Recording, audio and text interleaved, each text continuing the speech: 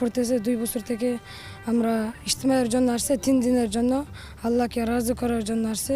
আপনারাও ইনশাআল্লাহ ইজতেমার জন্য আসবেন।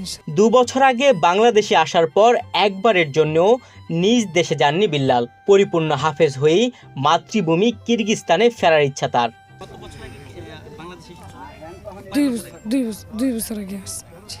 এখানে কিরগিজস্তানে কতজন পড়াশোনা করে কাকরাইলে? এখানে কিরগিজস্তানে 30 জন মতো এরকম পড়াশোনা করে। তুমি কোন বিভাগে পড়াশোনা করতেছো? হিফজখানা পড়ি আমি। জি, কত পারা হিফজ হইছে? আমি 16 পারা। 16 পারা। তোমার কত বছর বয়স? 12। 12 বছর। আচ্ছা, দেশে কতবার যাওয়া হয় কিরগিজস্তানে বছরে? যদি যাই 2 বছরের মধ্যে যাইতে পারবে, যদি কিন্তু আমি হিফজ শেষ করে যাইতে চাই। কিরগিজ এই কিশোরের পরবর্তী লক্ষ্য বিশ্বব্যাপী ইসলামের দাওয়াতে শামিল হওয়া।